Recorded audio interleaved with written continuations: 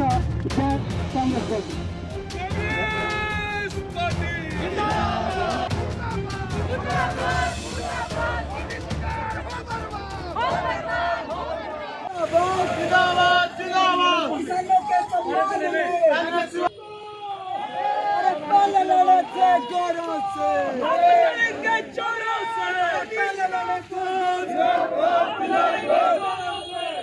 हमारे लीडर यहाँ पहुँच गए, उन्होंने अपनी बात रखनी है। इन्हीं शब्दों के साथ आप सभी का बहुत बहुत धन्यवाद। जय हिंद, जय भारत, जय किसान एकता, जय कांग्रेस पार्टी।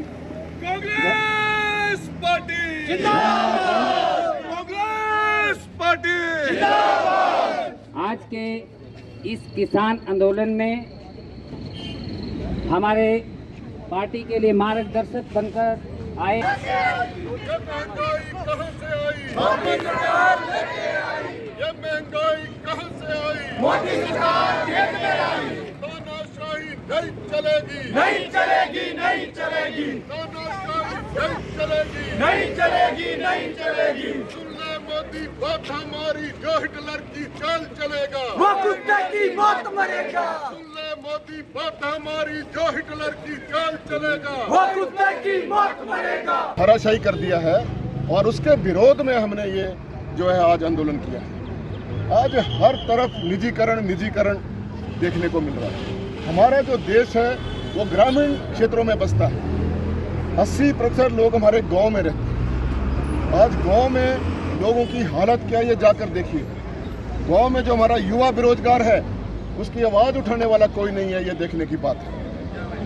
आज प्राइवेट सेक्टर में जो शोषण हो रहा है हमारे युवाओं का, जो एक बीटेक करके जाता है इंजीनियर, जो MBA करता है छात्र, आज उसको 5 से 7 या 10 हज़ार की नौकरी जो है प्राइवेट सेक्टर में मिल रही है। तो आप बताइए, जो 10,000 रुपये कोई छात्र या नौजवान व्यक्ति तनख्वाह लेगा तो वो अपने परिवार का कैसे भरण पोषण करेगा, ये मैं सरकार से पूछना चाहता हूँ। सरकार इसका जवाब दे, क्योंकि हमारा जो सामाजिक ताना बाना है उसमें हमें सामाजिक दायित्व बहुत ज़्यादा निभाने पड़ते हैं। क्या 10,000 में वो सामाजिक दायित्व वो बच्चा लोकसभा में पारित किए हैं, उसके विरोध में किसानों के समर्थन में कांग्रेस पार्टी ने पूरे प्रदेश के अंदर आज इस प्रकार के आंदोलन करने का निर्णय लिया है। तो उसी कड़ी में मुझे प्रदेश कांग्रेस कमेटी का महामंत्री होने के नाते और प्रभारी होने के नाते बिलासपुर जिला का यहाँ आने का मौका मिला और इस आंदोलन में मैंने भाग लिया।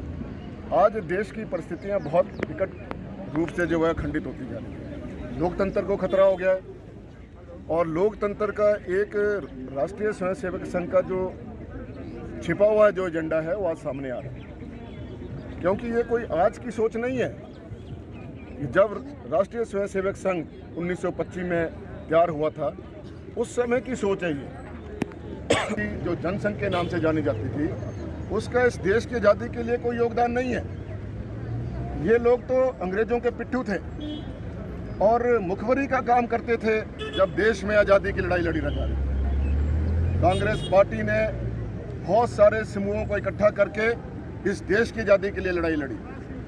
लेकिन आज जो 70 साल में जब इस देश में सुई नहीं बनती थी, सड़कें नहीं थी, पुल नहीं थे, बिजली के संयंत्र नहीं थे, जो कांग्रेस पार्टी के नेताओं ने, जवाहरलाल नेहरू जी ने, लाल बहादुर शास्त्री जी ने, इंदिरा गांधी जी ने, राजीव गांधी जी ने, मनमोहन सिंह जी ने, शर्म करो, शर्म नहीं तो डूब मरो, अरे शर्म नहीं तो डूब मरो, डूब मरो, डूब मरो। कांग्रेस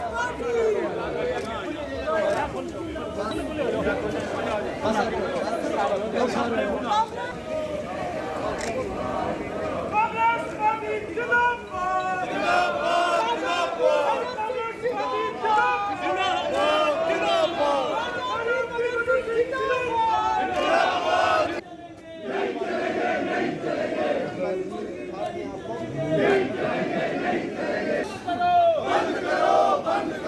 किसानों का शोषण बंद करो, बंद करो, बंद करो। किसानों के सम्मान में चीजें आ गए हैं हिमाचल की अखबारी और 2022 में हम सब लोग मिलकर अब गांव-गांव में जाना है, घर-घर पहुंचना है और ये जो जन विरोधी सरकार आज पूरे देश में और प्रदेश में आज ये सत्तासीन है, इसको सत्ता से बाहर करना है। इसलिए ये रैली ठीक है, ये प्रोटेस्ट है, परंतु असली प्रोटेस्ट जो है घर घर पहुँच कर लोगों को जागरूक करने का है।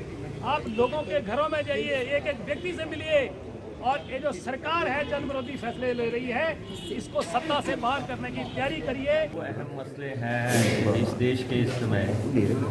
एक मसला है किसानों से जुड़ा हुआ और कांग्रेस पार्टी ने राष्ट्रीय स्तर पे राज्य स्तर पे दो टुक फैसला है कि पार्टी किसानों के साथ है और जो किसानों के साथ किसानों का शोषण हो रहा है और जिस ढंग से अत्याचार हो रहा है उसके विरोध में आवाज़ उठाई जा रही है। और सीधा सीधा मसला है कि जो 3 कानून बनाए गए हैं केंद्र सरकार ने जो बनाए हैं उनको वापस लेने की बात है।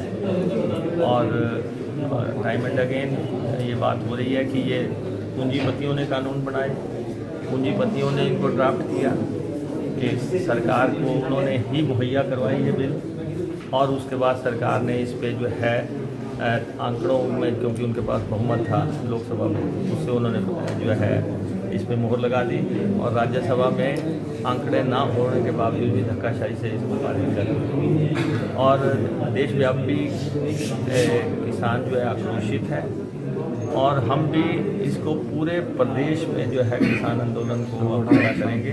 पे हिमाचल प्रदेश की सरकार जो भी है अपना स्टैंड है पूरी तरह स्पष्ट करे कि वो किसान के साथ है या किसान के विरोध में है, बिलों के पक्ष में है या बिलों के विरोध में है, पूंजीपतियों के साथ है या पूंजीपतियों के विरोध में है।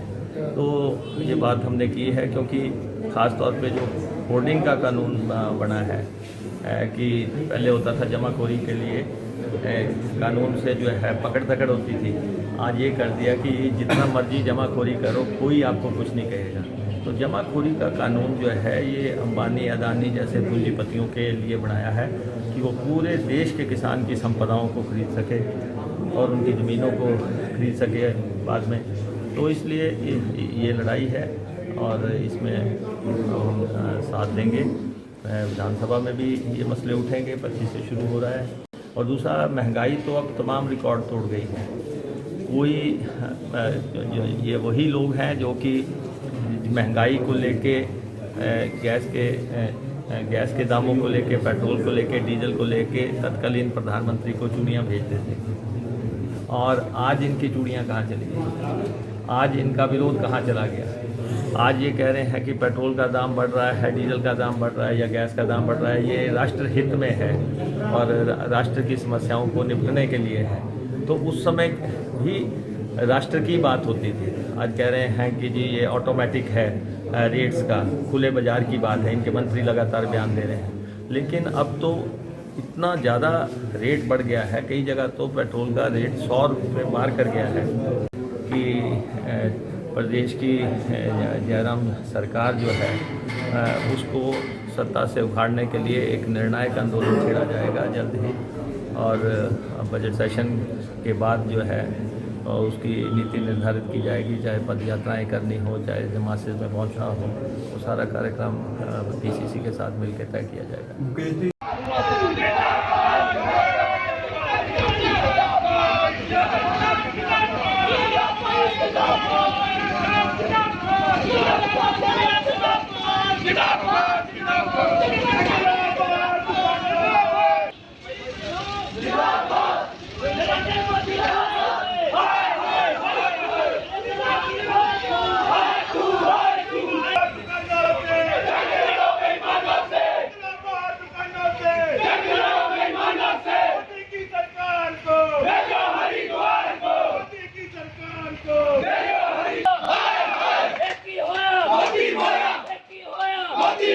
मोदी तेरे शासन में आग लगी है राशन में, मोदी तेरे शासन में आग लगी है राशन में। तख्त बदल दो, ताज बदल दो, बेईमानों का राज बदल दो। तख्त बदल दो, ताज बदल दो, बेईमानों का राज बदल दो। रंगे पिल्ले की सरकार को भेजो हरिद्वार को, भेजो हरिद्वार को। जुमलों की सरकार को भेजो हरिद्वार को।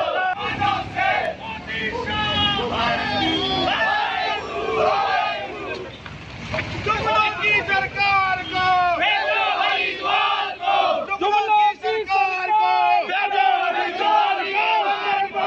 हाय तू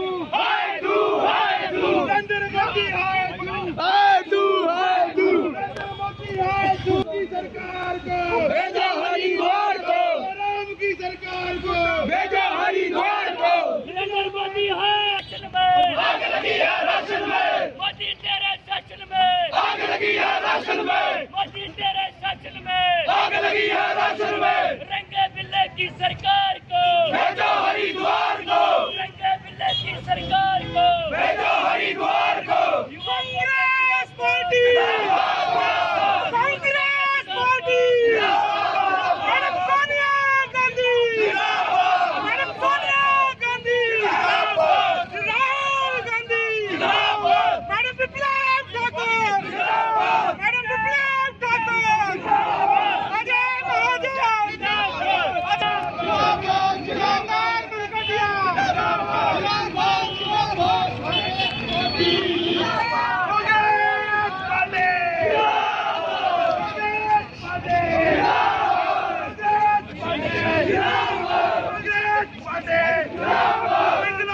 दुकानों से जंग लड़ो बेईमानों से, दुकानों से जंग लड़ो बेईमानों से। न्यूज़ में आपका स्वागत है। आइए बात करते हैं।